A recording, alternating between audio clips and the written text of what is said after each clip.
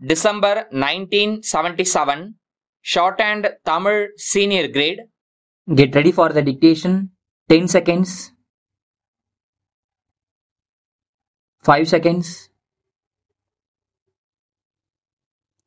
Start. உங்களுக்கு நான் இப்பொழுது அறிவுரை எதுவும் தருவது என்பது முடியாது. ஆனால் நான் சொல்லப்போவதை நீங்கள் அறிவுரை என்று எடுத்துக்கொண்டாலும் எடுத்துக்கொள்ளாவிட்டாலும் இன்றைக்கு நான் என் மனதில் உள்ளதைச் சொல்லப் போகிறேன். அடிக்கடி என் மனதை கஷ்டப்படுத்தும் விஷயங்களை எடுத்துச் சொல்லப் போகிறேன்.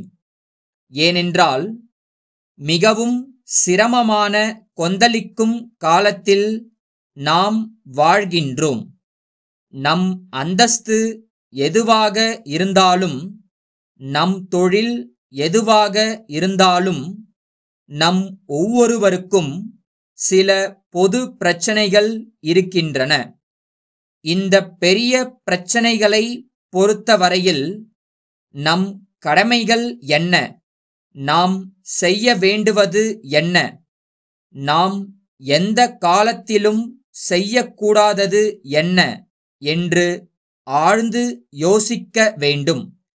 நம் நாட்டை எதிர்நோக்கியுள்ள பிரச்சனைகளை காணுகையில் நம் நாட்டு மக்கள் என்னுள் வைத்துள்ள நம்பிக்கையை காணுகையில் என் தகுதி குறைவு பற்றிய எண்ணம் எனக்கு ஏற்படுவதும் உண்டு.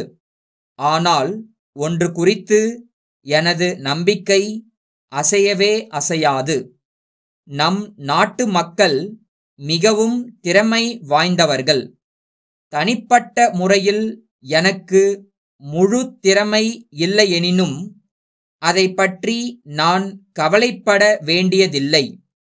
என் பணியிலும் என் கடமையிலும் என் முழு வலிமையையும் ஆற்றலையும் பயன்படுத்துவது முக்கியம். என் பெரிய பெரிய கனவுகள் சிதறுண்டு போகும்போது கொஞ்சம் வருத்தம் ஏற்பட்டாலும் சற்றும் அயராது உழைக்கிறேன். செய்வதற்கு எவ்வளவோ பெரிய வேலைகள் இருந்தாலும் சின்ன சின்ன பூசல்கள் நம் கவனத்தை திருப்புகின்றன. பாரதத்தின் பயணத்தில் அடுத்த கட்டம் வரை அதை தங்கள் திடமான தோள்களில் தாங்கிச் சென்றாக வேண்டிய இளந்தலைமுறையினர் எனக்கு விளங்கவே விளங்காத முறையில் நடந்து கொள்ளும் பொழுது எனக்கு ஒரே ஆச்சரியமாய் இருக்கின்றது. அவர்களிடம் இருந்து கடுமையான உழைப்பை நாடு எதிர்பார்க்கையில் நிர்மாண பணிக்கு அவர்களை கூவி அழைக்கையில் அவர்கள் வேறு எந்த வழியிலோ சிந்திக்கிறார்கள். அரசியலில் கலந்து கொள்வார்களாம். எனக்கு புரியாத மொழி பேசுகிறார்கள். நான் தான் இந்த இளந்தலைமுறையில் இருந்து விலகிவிட்டேனா? நான் சரியா, அவர்கள் சரியா என்றெல்லாம் நான் வியப்பு அடைகிறேன். யார் சரியோ தெரியவில்லை. நான் நினைப்பது தப்பாகவே இருக்கலாம். எப்படியானாலும் என் மனதில் படுகிறபடிதான் நான் வேலை செய்ய முடியும். இது கடுமையான உழைப்பு தேவைப்படும் நேரம். நாட்டில் அமைதி இருக்க வேண்டிய நேரம்.